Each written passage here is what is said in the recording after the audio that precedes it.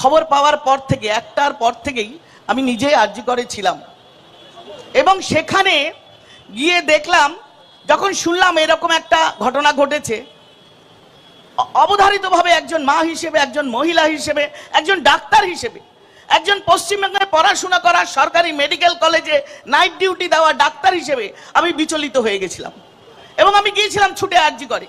সেখানে দেখলাম নির্যাতিতার মা বাবাকে অন্য একটা ঘরে বসিয়ে রাখা হয়েছে, তার দেহ পড়ে আছে সেমিনার রুমে এবং সেখানে অজস্র অগণিত মানুষ, তার মধ্যে তৃণমূলের শাসক দলের, আমি তৃণমূল না বলে বলবো শাসক দলের এমএলএ, শাসক দলের কাউন্সিলর, পুলিশের কমিশনার বিনীত গোয়েল, সেখানে কে নেই, ডিসি নর্থ, ডিসি সাউথ, বড় বড় পুলিশ কর্তারা। ঘটনা ঘটেছে ভোর রাত্রে 3টে-4টের সময়। আমি পৌঁছেছি সেখানে 12টা-1টা থেকে ছিলাম। রাত্রিবেলা যতক্ষণ না বডি ছোঁ মেরে বিনীত গোয়েলের পুলিশ নিয়ে টালা থানার থেকে জোর করে সব দাহ করে দিল, ততক্ষণ সেখানে উপস্থিত ছিলাম। আমার নিজের চাক্ষুষ যা দেখেছি সেগুলো আমি আপনাদের একটু একটু করে বলবো, আপনারা শুনুন। সত্যিকারের ঘটনা হলো যে সে মেয়েটি নাইট ডিউটি দিয়েছে, তার কর্মস্থল, সে এমডি করছিল, সেকেন্ড ইয়ারের স্টুডেন্ট।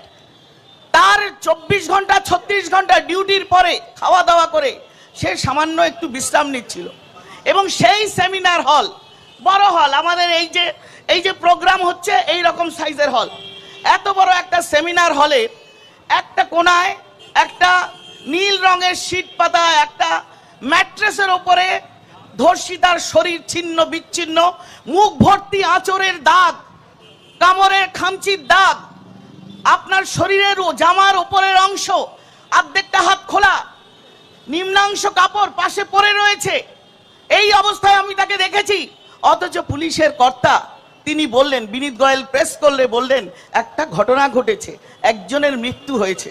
কখনো তিনি বললেন না যে এই শহরের একটি নামকরা সরকারি মেডিকেল কলেজে একটি মেয়ে তার ডিউটি করার সময় রাতের অন্ধকারে এই হাসপাতালের কিছু দুষ্কৃতী, যারা নেতা তৃণমূলের আশ্রিত গুন্ডা, যারা ওখানকার সমাজ বিরোধী, যারা ওই হাসপাতালের গলিতে অলিতে অন্দরে কোনায় কোনায় যারা করে খাচ্ছে, তৃণমূলের নেতারা যেমন করে খায় যার যার এরিয়াতে, সেই করে খাওয়া গুন্ডা দুষ্কৃতীরা এই মেয়েটির ওপরে যে পাশবিক পৈশাচিক নারকীয় অত্যাচার চালিয়েছিল, সেই অত্যাচার না নিতে পেরে মেয়েটি মারা যায় এবং মারা যাওয়ার আগে সে যথেষ্ট ভালো স্বাস্থ্যের অধিকারী, সে আপ্রাণ চেষ্টা করেছে নিজেকে বাঁচানোর জন্য।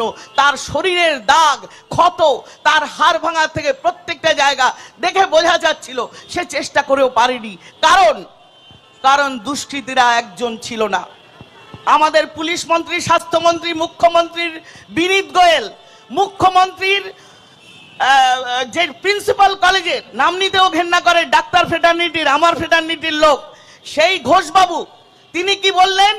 একজন ধরা পড়লেন এবং একজন সিভিক ভলেন্টিয়ার।